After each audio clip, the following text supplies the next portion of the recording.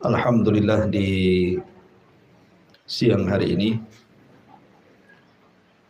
kita bisa kembali duduk di majelis ilmu. Salawat serta salam kita hadiahkan kepada Rasul kita Nabi besar Muhammad sallallahu alaihi wasallam. Kita lanjutkan kembali kajian kitab Tauhid dan kita masuk pada bab yang ke-8, ruqyah dan tamimah.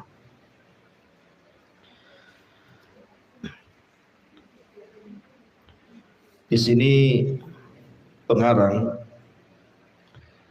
tidak menyebutkan termasuk syirik ruqyah dan tamimah.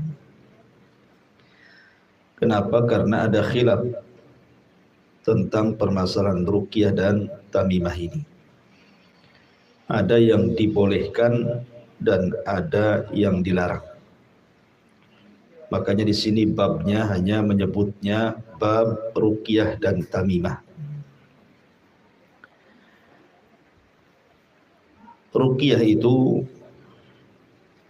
artinya seseorang berjampi-jampi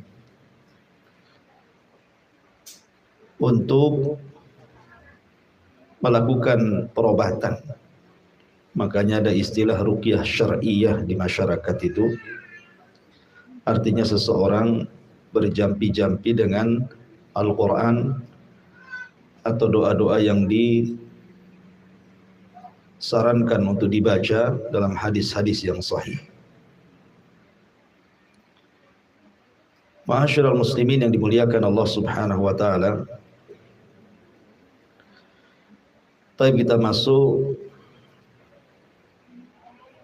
pada pembahasan bab di mana muallif rahimahullahu taala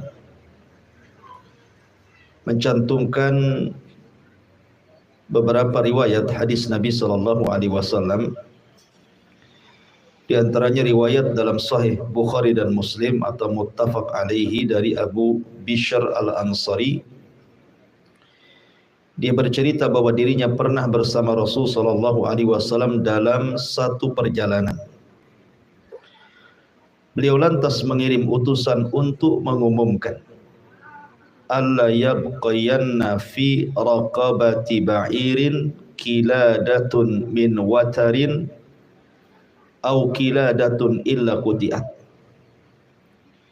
Tidak boleh membiarkan kalung dari tali busur panah atau kalung apapun di leher unta kecuali harus diputuskan. Kemarin kita sudah membahas tentang larangan menggantungkan jimat-jimat, tangkal-tangkal baik dari benang atau yang sejenisnya. Hadis ini, hadis sahih dikeluarkan Imam Muslim dan juga Bukhari, di mana Nabi sallallahu alaihi wasallam melarang tidak boleh membiarkan kalung dari tali busur ataupun kalung apapun diletakkan di leher unta kecuali diputuskan. Kenapa Rasul bersabda seperti ini? Karena ada kebiasaan orang-orang jahiliyah itu, mereka menjadikan tali-tali busur itu diikatkan di unta untuk tabarruk, untuk mencari berkah. Tetapi tentu ini bukan terbatas kepada tali busur saja. Apapun jenisnya tangkal-tangkal yang dikalungkan, baik di leher, baik kemudian di tangan, baik di kaki, tidak mesti pada unta, baik di kendaraan, baik di rumah, gitu ya. Kalau seandainya itu diyakini bahwa bisa mendatangkan manfaat ataupun mencegah madarat, maka ini tidak boleh. Ini disebut tamimah yang diharamkan, tidak boleh. Kalau dia hanya menjadikan sebab saja yang bukan sebab, maka jatuh kepada syirkul asghar, syirik kecil. Tapi kalau dia meyakini bahwa dengan zatnya itulah mendatangkan manfaat dan madarat, maka bukan syirik kecil lagi. berubah menjadi syirkul akbar, syirik besar. Tetapi nanti akan ada pembahasannya, bagaimana kalau yang dikalungkan itu dari Al-Quran. Jadi ada ayat-ayat Al-Quran kemudian ditulis, kemudian dikalungkan di leher anak umpamanya, untuk ruqyah. Jadi tamimahnya itu untuk ruqyah, supaya mengobati penyakit si anak. Ini terjadi khilaf, nanti kita akan jelaskan. Taib, kemudian Ibnu Mas'ud radhiyallahu an, salah seorang sahabat Nabi sallallahu alaihi wasallam yang senior dan termasuk as-sabiqun al-awwalun dari kalangan muhajirin, yang terkenal bacaan Qur'annya indah. Abdullah bin Mas'ud itu indah sekali bacaan Qur'annya. Sampai Nabi sallallahu alaihi wasallam pernah mengatakan kepada Abu Bakar dan Umar, "Man arada an yasma'al Qur'ana ghaddan tariyan falyasma'ala qiraati Ummi Abdin." Barang siapa yang ingin mendengar bagaimana Al-Quran itu diturunkan Jibril kepadaku, maka perdengarkan suara Ibnu Ummi Abdin. Ibnu Ummi Abdin kunyah daripada Abdullah ibn Mas'ud. Nah, Abdullah ibn Mas'ud radhiyallahu an menuturkan bahwa dirinya mendengar Nabi sallallahu alaihi wasallam bersabda, "Innar ruqa wat tamaima wat tiwalata syirkun." Innar ruqa wat tamaima wat tiwalata syirkun. Sesungguhnya ruqyah, kemudian tamimah, tangkal-tangkal, kemudian tiwalah, ilmu pelet bahasa kitanya, adalah kesyirikan. Tapi yang dimaksud ruqyah di sini tentu bukan ruqyah syar'iyah, karena ruqyah itu ada dua, ada ruqyah syirkiyah, ada ruqyah syar'iyah. Karena ruqyah ini ada syarat-syaratnya. Apa saja syaratnya? Pertama, antakuna bil Qur'an wal adhkar wad du'a awil kalamil mubah. Kata ulama, syarat ruqyah itu satu, harus dari Al-Quran. Jadi yang dibacakan itu betul-betul Al-Quran. Dari Al-Baqarah sampai An-Nas itu disebut Al-Quran. Ataupun zikir-zikir yang diajarkan Nabi SAW, seperti zikir-zikir pagi, petang, atau zikir sebelum tidur gitu ya. Makanya Nabi SAW kalau sebelum tidur, beliau berzikir, membaca ayat-ayat Al-Quranul Karim. Salah satunya muawwidhataini, qul a'udzu birabbin nas, qul a'udzu birabbil falaq. Kemudian ayat kursi terkadang, dan juga qul huwallahu surah Ikhlas, kemudian diusap-usap dari kepala sampai kaki. Ataupun doa-doa yang diajarkan. Jadi yang pertama ruqyah itu harus dari Quran atau zikir-zikir atau doa-doa yang diajarkan Nabi sallallahu alaihi wasallam. Kemudian syarat yang kedua, antakuna bil lughatil arabiyyah. Antakuna bil lughatil arabiyyah. Harus berbahasa Arab. Harus berbahasa Arab dan dipahami maknanya. Berbahasa Arab dan dipahami maknanya. Kemudian yang ketiga, alla yunsab asy-syifa ilaiha wa innama yunsabu ilallah. Tidak boleh kemudian diyakini bahwa ruqyah itu sebagai penyembuh, tapi tetap yang menyembuhkan Allah Subhanahu wa ta'ala. Jadi ini tiga syarat harus ada pada ruqyah, harus dari Quran atau dari zikir-zikir yang diajarkan atau dari doa-doa yang warid dari Al-Quran atau Sunnah. Yang kedua, harus berbahasa Arab dan dipahami maknanya. Yang ketiga, tidak boleh diyakini bahwa yang memberikan pengaruh itu adalah ruqyahnya, tetapi harus diyakini bahwa ruqyah itu tidak mendatangkan manfaat kecuali Allah yang mengizinkannya. Selain 3 syarat ini, maka ruqyah bisa terjerumus kepada kesyirikan atau keharaman. Umpamanya orang meruqyah dengan menggunakan bahasa daerah yang tidak bisa dipahami maknanya itu. Orang Jawa pakai komat kamit bahasa Jawa atau bahasa Sunda atau bahasa Madura atau bahasa Melayu gitu. Apalagi sampai kemudian dipanggil-panggilnya nama-nama jin, nama-nama syaitan. Nah, itu sudah tidak boleh itu. Ya mambang tanah, mambang ini, mambang itu kan, ada itu ya. Semua mambang dipanggil. Ya kan? Ah, ini tidak boleh itu, manggil-manggil jin pula. Ya. Jadi ruqyah kalau sudah manggil-manggil jin itu nggak boleh. Jadi ruqyah itu harus dari Quran, dari zikir-zikir, dari doa-doa, berbahasa Arab, dipahami maknanya dan diyakini yang menyembuhkan Allah, bukan bacaan si peruqyah. Ini yang pertama, innar ruqah, sesungguhnya ruqyah. Dan ruqyah itu juga dilakukan oleh Rasul dan para sahabat. Nabi SAW saja pernah diruqyah. Ketika Nabi SAW tersihir oleh seorang Yahudi namanya Labid ibn A'sam. Labid ibn A'sam pernah menyihir Nabi. Sampai Nabi ada yang mengatakan 6 bulan Rasul itu kayak orang linglung, sehingga melemah kekuatan fisiknya. Kemudian terkadang dia lupa gitu ya. Dia tiba-tiba paginya mandi junub padahal malamnya tidak berhubungan. Itu selama 6 bulan sampai akhirnya kemudian Jibril datang, kemudian meruqyah Nabi SAW dengan menurunkan 2 surat perlindungan. Qul a'udzu birabbin nas dan qul a'udzu birabbil falaq. Itulah sebab kenapa 2 surat ini turun. Karena tersihirnya Rasul oleh Labid ibn A'sam, seorang Yahudi. Kemudian juga sahabat juga pernah meruqyah.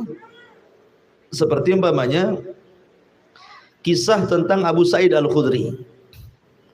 Jadi Abu Sa'id Al-Khudri ini suatu ketika safar bersama para sahabatnya, kemudian pulang kehabisan bekal. Akhirnya dia ingin bertamu ke salah satu kabilah. Rupanya satu kabilah itu bakhil semuanya, nggak ada yang mau ngasih makan. Maka akhirnya kemudian Abu Sa'id Al-Khudri ini keluar dari kampung itu dan hendak mencari kampung lain karena sudah kelaparan masalahnya.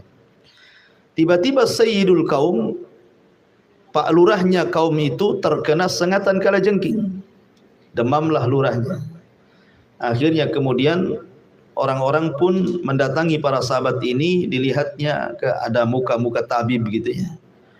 Akhirnya kemudian mereka mengatakan, ada nggak di antara kalian yang bisa menyembuhkan penyakit Pak Lurah kami? Maka sahabat kan udah jengkel kan, datang ke kampung itu minta dijamu, tak ada yang kasih makan. Tiba-tiba Pak Lurahnya kena sengatan kalajengking, tahu-tahu minta diobati. Maka sahabat mengatakan, tidak apa-apa, ada di antara kami yang bisa menyembuhkan lurahmu, tapi syaratnya kamu harus memberikan makanan kepada kami berupa kambing-kambing, ya kan? Karena orang Mekah itu makanannya kambing daging. Akhirnya kemudian Abu Sa'id Al-Khudri atau yang lainnya membacakan surah Al-Fatihah. Membacakan surah Al-Fatihah kepada lurah yang terkena sengat kalajengking itu, tiba-tiba sembuh. Tiba-tiba sembuh dengan diruqyah itu. Maka sebagaimana perjanjian mereka harus memberikan imbalan beberapa ekor kambing. Akhirnya mereka pun memberi beberapa ekor kambing. Dari sini menunjukkan bahwa Abu Sa'id Al-Khudri membacakan surah Al-Fatihah kemudian sembuh. Makanya salah satu nama daripada nama-nama surah Al-Fatihah adalah Asy-Syifa. Surah Al-Fatihah itu kan banyak namanya itu. Ada Fatihatul Kitab, ada Ummul Qura, macam-macam nama surah Al-Fatihah itu. Salah satunya adalah nama surah Al-Fatihah itu Asy-Syifa, sebagai penyembuh. Maka ketika kemudian sampai di hadapan Rasul, mereka ragu-ragu terhadap perbuatan mereka benar atau salah. Maka ditanyakan kepada Nabi SAW. Maka Nabi SAW mengatakan, la ba'sa birruqa ma lam takun syirkan. Tidak mengapa meruqyah itu selama tidak ada unsur kesyirikan. Akhirnya Rasul pun memakan dari kambing upahnya itu, seolah-olah mentakrir, membenarkan apa yang dilakukan oleh Abu Sa'id Al-Khudri dan kawan-kawannya. Dari sini menunjukkan bahwa para sahabat meruqyah. Dan Rasul sallallahu alaihi wasallam juga diruqyah. Jadi ruqyah itu boleh. Ya, tetapi ruqyah yang syar'i, ruqyah yang memang betul-betul disyariatkan oleh Allah Azza wa Jalla dari Quran, dari zikir-zikir, dari doa-doa berbahasa Arab, dipahami maknanya dan tidak dinasabkan penyembuhannya kecuali kepada Allah Subhanahu wa taala. Kemudian wat tamaimah. Adapun tamaim, tamaim itu artinya sesuatu yang dikalungkan pada anak-anak supaya anak itu tidak terkena hummah, tidak terkena demam ataupun penyakit ain, penyakit mata. Dan penyakit ain, penyakit mata maksudnya di sini adalah yang diakibatkan karena hasad, sehingga kemudian menjadi salah satu bagian daripada cabang-cabang sihir. Karena ada orang yang punya penyakit ain, ini bahaya, Bu. Jadi kalau seandainya ada seseorang punya penyakit mata, penyakit ain dalam bahasa Arab, kemudian dia memandang tas kawannya, kepengen punya tas itu, tapi tidak sanggup beli, ya kan? Nanti tas itu, tas kawannya sampai rumah itu rusak tuh tasnya itu, karena ingin dimiliki tapi tidak bisa memiliki, jadi rusak barang itu. Ya. Atau umpamanya seseorang mandang suami ibu, jadi ada ibu-ibu gitu ya, mandang suami ibu ganteng gitu kan, suaminya hitam gitu ya. Akhirnya dipandangi, pengen saya punya suami kayak dia. Nanti nih hubungan suami istri itu jadi cerai itu. Makanya saya nasihatkan, Bu ya, kalau buat acara mungkin ya ngundang-undang orang lah ya ke rumah gitu ya. Maka banyak-banyaklah berdoa isti'adzah ya, supaya tamu-tamu yang datang itu tidak menularkan penyakit ain. Karena terkadang nih banyak kasus itu ya, dibuatlah walimah pernikahan, undanglah orang banyak, laki-laki perempuan. Pada awalnya senang-senang saja itu, waktu ada tamu ya cekakak cekikik ya kan, senyum-senyum gitu. Ketika tamunya pulang satu, habis tinggal dia dan suaminya, tahu-tahu bertengkar tuh. Padahal waktu ada tamu itu senyum-senyum saja tuh. Boleh jadi gitu ya, pertengkarannya itu dikarenakan ada orang hasad yang kemudian punya penyakit ain, akhirnya terjadilah pertengkaran. Jadi tamimah adalah sesuatu yang dikalungkan pada anak-anak untuk menangkal ain. Jadi penyakit ain itu penyakit yang bahaya karena dia bagian daripada penyakit hasad. Kemudian tilawata tiwalata. Tiwalah itu ilmu, dalam ilmu sihir itu disebut sihrul atfi wa sihrus sarfi namanya. Sihir atf dan sihir sarf. Apa itu atf? Apa itu sarf? Al-atfu itu artinya seseorang dilengketkan dengan cinta. As-sarfu itu seseorang dipisahkan dengan benci. Jadi sihir itu sebagaimana Al-Quran sendiri mengatakan yufarriquna bainal mar'i wa zawji. Sihir itu kan suka bagaimana hubungan suami istri itu pisah. Lah sihir at-tiwalah ini biasanya terjadi pada suami istri. Pamannya suaminya pengen istrinya cinta sama dia, dia datang ke dukun. Pak dukun, tolong sihir istri saya supaya dia cinta sama saya. Atau sebaliknya nih, seorang istri takut suaminya kawin lagi, datang dia ke dukun, Pak dukun tolonglah suami itu buat dia cinta mati sama saya. Ya. Maka dukun menyihir, suaminya akhirnya cinta sama istrinya. Ataupun sebaliknya, mungkin si istri ini punya selingkuhan, datang ke dukun, Pak dukun buat si suami itu benci sama saya biar saya diceraikan, biar saya bisa kawin lagi sama si dia gitu ya. Atau sebaliknya gitu ya, dia tidak suka dengan istrinya, disihirnya istrinya supaya benci. Atau mungkin orang lain untuk memisahkan antara suami istri, itu disebut at-tiwalah artinya ya. Lah itu dalam bahasa kita ilmu pelet namanya, itu disebut tiwalah. Lah Rasul mengatakan innar ruqa, maksudnya ruqyah yang tidak sesuai dengan syarat-syarat standar syar'i, ataupun tamaim, jimat-jimat kalung-kalung yang tidak ada kaitan dengan masalah sebab yang syar'i atau sebab yang qadari, ataupun tiwalah perdukunan, ilmu pelet dan yang semacamnya, syirkun kata Rasul, termasuk jenis kesyirikan. Ya. Ini hadis yang kedua. Hadis yang ketiga. Dalam hadis yang marfu dari Abdullah bin Ukaim, dia dikatakan, man ta'allaqa syai'an wukila ilaihi. Barang siapa yang menggantungkan sesuatu, maka Allah akan membuatnya menggadaikan barang tersebut. Barang siapa yang menggantungkan sesuatu, maka Allah akan membuatnya mengandalkan barang tersebut. Artinya begini, kalau orang sudah gandrung dengan jimat, Bu, biasanya hatinya itu terfokus pada jimat saja gitu ya. Contoh nih, Ibu punya warung. Warungnya sepi kan nih. Datanglah ke dukun. Akhirnya dikasih jimat, disuruh ditempel di warung. Kemudian rame warungnya. Alhamdulillah umpamanya kan. Lah suatu ketika kemudian sepi gitu ya. Maka hatinya kemudian tergadaikan dengan jimat itu. Kenapa lah jimat ini? Kok nggak mempan lagi gitu ya kan? Jangan-jangan jimat ini sudah expired kan? Jimat ada expirednya pun. Jadi kalau orang suka menggantungkan sesuatu yang diyakini mendatangkan manfaat atau mencegah madarat, jadi hatinya itu akan tergantung pada jimat itu. Maka dia akan melupakan Allah Subhanahu wa taala. Dan kebanyakan seperti itu, Bu. Kebanyakan orang kalau gandrung dengan jimat itu pasti hatinya terlilit kepada jimat. Ya, pokoknya hatinya ke jimat terus gitu ya. Makanya orang-orang yang terbiasa mengoleksi barang-barang antik, ya kalau hanya mengoleksi tidak masalah gitu. Tapi kalau kemudian sampai diyakini barang-barang antik tertentu, pusaka-pusaka zaman dulu, zaman jadul, zaman kerajaan apa, diyakini mendatangkan manfaat, mencegah madarat, kemudian dijadikan tangkal dan jimat, itu sudah kesyirikan namanya. Karena hati kita tertambat pada benda tersebut. Itu makna man ta'allaqa syai'an wukila ilaihi. Walaupun dua hadis ini, innar ruqa wat tamaim wat tiwala tasyirkun, ataupun man ta'allaqa syai'an wukila ilaihi, memang dipermasalahkan tentang masalah tashid dan tad'ifnya. Ada yang mengatakan sahih, ada yang mengatakan lemah. Wallahu a'lam. Taib. Kemudian di sini dibahas dalam Imam Ahmad ibn Hanbal, ya. Imam Ahmad ibn Hanbal meriwayatkan dari Ruwaifi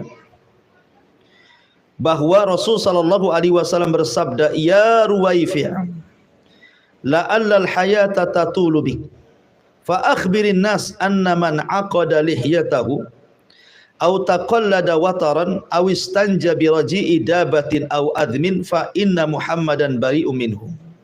Wahai Ruwaifi, semoga umurmu panjang. Ruwaifi memang sahabat Rasul, lama menemani Rasul, hampir 40 tahun, sehingga dia termasuk sahabat yang awal-awal gitu ya. Wahai Ruwaifi, semoga umurmu panjang. Oleh karena itulah sampaikan kepada halayak ramai bahwa barang siapa yang menggelung, mungkin menganyam gitu ya bahasa kitanya, apa namanya kalau rambut itu dikepang ya. Barang siapa yang mengepang jenggotnya atau memakai kalung dari tali busur, panah, atau beristinja dengan menggunakan kotoran binatang atau tulang, maka Muhammad berlepas diri darinya. Di sini ada 3 perkara. Pertama, aqada lihyatahu, mengepang janggutnya. Kenapa di sini Rasul mengatakan fa inna Muhammadan bari'un minhu, maka Muhammad berlepas diri dari orang yang seperti itu? Bukan berarti dia kafir, tidak. Kata-kata Muhammad berlepas diri bukan berarti dia kafir, tidak. Tetapi kalimat berlepas diri itu menunjukkan bahwa dosa itu dosa besar. Jadi perbuatan-perbuatan ini termasuk dosa besar. Lah dulu orang-orang dulu gitu ya, orang-orang di luar daripada Islam, mereka suka mengepang janggut mereka. Kalau janggut mereka panjang gitu, maka dikepang. Dan itu diyakini, ya, diyakini bahwa dengan mengepang janggut itu ada keyakinan tersendiri, bisa mendatangkan manfaat atau mencegah madarat. Maka oleh Nabi Shallallahu Alaihi Wasallam, kemudian dijadikan pelajaran bagi para sahabat gitu ya. Jangan seperti orang-orang itu meyakini bahwa dengan mengepang janggut itu, bahwa itu bagian daripada mendatangkan manfaat atau mencegah madarat. Maka nggak ada itu ya. Ataupun yang kedua, taqallada wataran, mengalungkan benang, seperti yang sudah saya kisahkan banyak di beberapa tempat itu ya. Seperti saya pernah di sebuah pulau itu anak-anak pakai gelang dari benang, kalung dari benang. Ketika saya tanya untuk apa, katanya untuk supaya anak itu kebal, supaya anak itu tidak terserang penyakit dan macam-macam lah. Nah itu kesyirikan itu ya. Atau yang ketiga, awis tanja biraji'i dabatin aw admin, ataupun istinja dengan kotoran dan tulang, karena keduanya makanan jin. Tidak boleh. Boleh seseorang itu istijmar dengan batu paling sedikit 3 gitu ya, tapi jangan dengan kotoran kering ataupun dengan tulang gitu. Alhamdulillah Bu, di Batam ini banyak air ya, jadi kalau ibu buang hajat besar tidak perlu bawa batu ke kamar mandi kan itu ya, sudah ada air, ada tisu lagi. Tapi orang-orang yang hidup di padang pasir Bu, karena saya pribadi Bu pernah mengalami, saya sendiri pernah mengalami masalahnya waktu saya di Yaman belajar itu. Kebetulan saya belajar itu di Bene Dhobian, itu sampingnya Sel Arim namanya, sungai yang disebutkan dalam Al-Quran itu Sailul Arim namanya. Nah pondok saya itu sebelahnya Bu. Jadi saya kalau nelpon itu bukan, itu susah sinyalnya itu. Jadi kalau nelpon itu harus jalan 3 kilo Bu, dari pesantren itu harus jalan 3 kilo ke atas bukit. Jadi bukit itu tinggi. Sampai di atas bukit itu tidak semua tempat itu ada sinyal. Lah orang-orang Baduy itu menandai dengan kayu. Jadi yang ada sinyal itu ditandai kayunya. Jadi kalau kita nelpon itu, handphonenya loudspeaker ditempelkan di kayu itu Bu. Itu pun cuman 1 darjah saja bahasanya ya, 1 garis gitu ya. Nah, jadi kalau umpamanya terlalu tinggi hilang tuh sinyalnya. Terlalu rendah hilang, jadi harus pas tuh. Ya, nanti loudspeaker gitu ya, jadi tidak bisa rahasia-rahasia itu. Jadi pas pengen berak ya, pengen buang hajat kan, namanya di padang pasir ya, bingung mau kemana gitu ya. Terpaksa lah akhirnya kita buang hajat di sekitar situ. Ya dengan batu lah. Memang beda rasanya Bu, cebok dengan batu, dengan cebok dengan air itu beda. Saya rasakan sendiri beda kayaknya. Mungkin bahasa Sundanya kepet tuh apa istilahnya ya. Nggak enak gitu ya, nggak nyaman kayaknya. Nah, orang terbiasa dengan air gitu, tiba-tiba istijmar dengan batu gitu ya. Nah memang daerah-daerah sana sulit, air sulit. Makanya kadang-kadang di masjid, kemudian di beberapa pondok pesantren itu kalau ada orang Indonesianya itu bersih WC itu, karena orang Indonesia kan jijian. Jadi kalau habis berak itu dibanjur bersih-bersih ya. Orang sana itu tidak jijian orangnya. Kadang-kadang habis berak ditinggal saja rumput di toilet.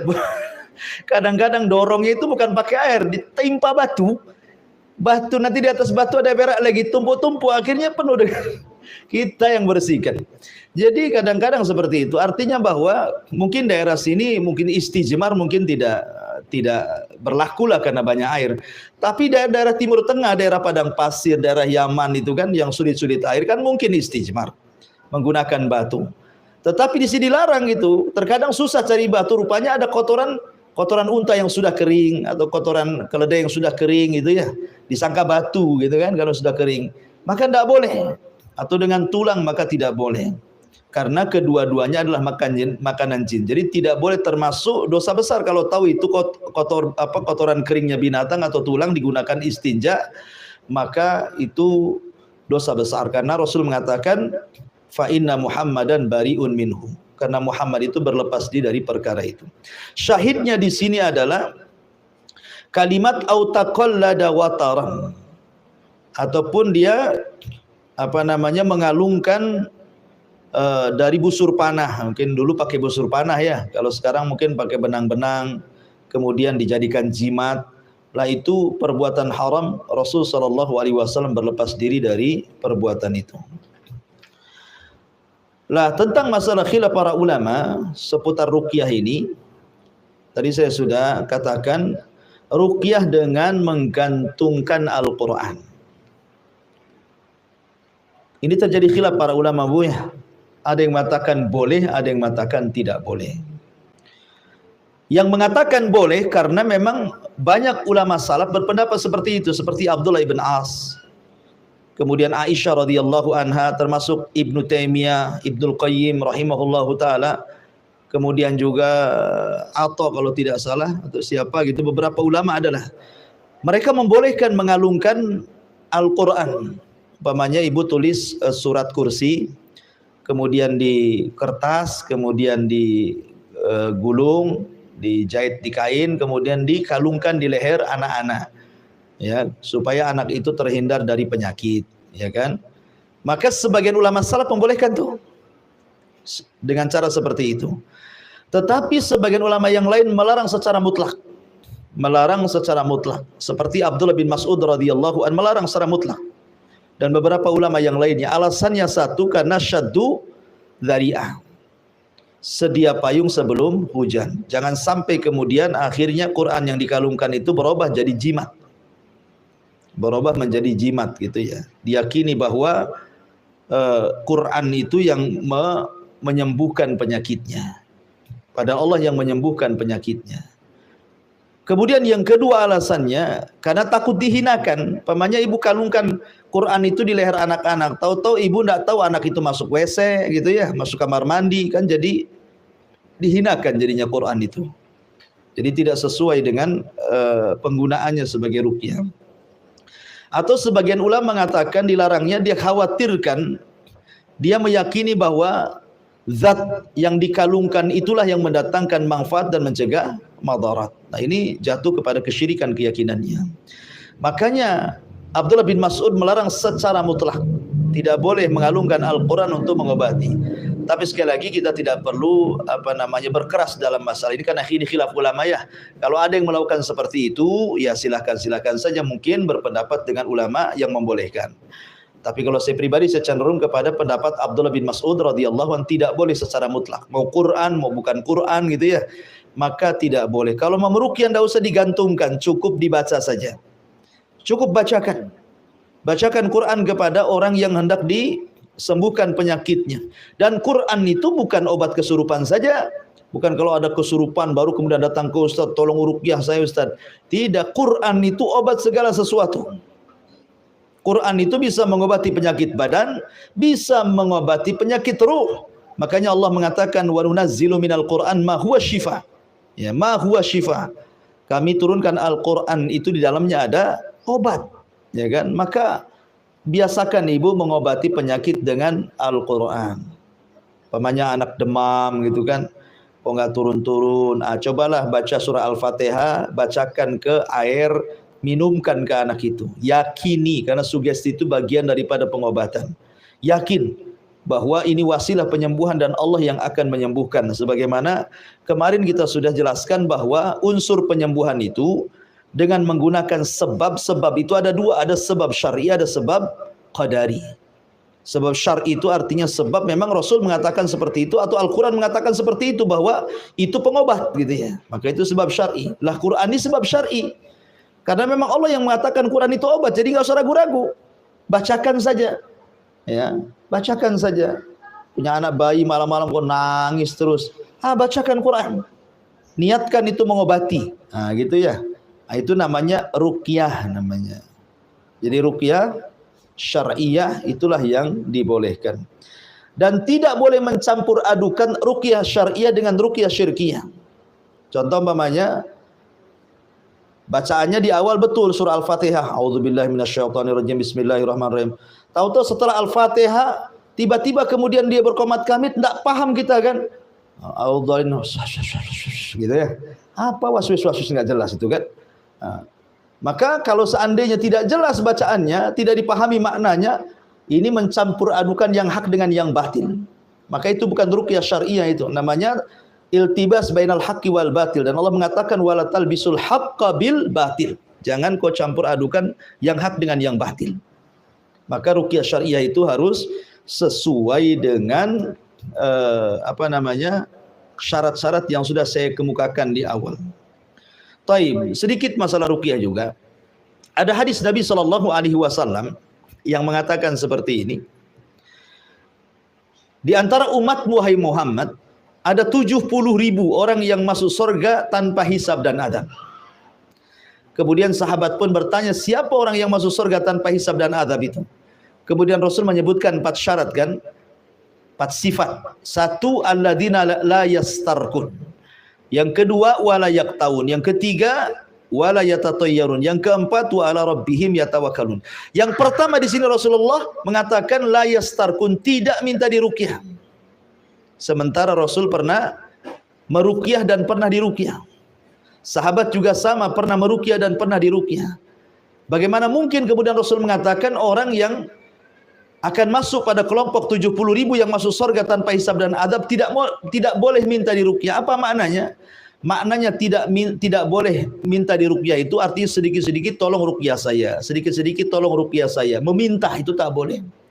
Tetapi ulama mengatakan kalau seandainya memang tidak ada pengobatan kecuali dengan ruqyah, memang ini tidak bisa diobati, dokter angkat tangan, tabib angkat tangan, herbal angkat tangan, dan tidak bisa diobati kecuali dengan ruqyah. Kemudian dia minta ruqyah, maka yang seperti ini tidak terkeluar dari 70.000 orang yang masuk surga tanpa hisab dan adab. Jadi orang yang terkeluarkan dari 70.000 orang yang tanpa hisab dan adab pada hari kiamat itu artinya orang yang sedikit-sedikit minta ruqyah. Demam sedikit, tolonglah Ustaz ruqyah. Keseliau sedikit, tolonglah diruqyah. Apain semua diruqyah gitu ya. Sakit gigi, tolong diruqyah. Jadi sedikit-sedikit minta ruqyah itu yang dilarang, tidak boleh. Ya, tidak boleh. Kemudian juga yang harus dipahami bahwa ketika seseorang melakukan ruqyah itu, maka ruqyah siapapun bisa meruqyah. Ibu sendiri bisa meruqyah kok, tidak mesti ustaz, tidak mesti orang alim. Siapapun bisa melakukan ruqyah mandiri. Ruqyah mandiri. Dan orang yang kalau sudah minta ruqyah, artinya diruqyah orang lain, maka jangan meyakini bahwa yang meruqyah itulah yang menyembuhkannya. Atau bacaan peruqyah itulah yang menyembuhkannya. Tetap yang menyembuhkan Allah Subhanahu wa taala. Mereka hanya perantara saja. Ya, jadi itu berkenaan dengan masalah ruqyah.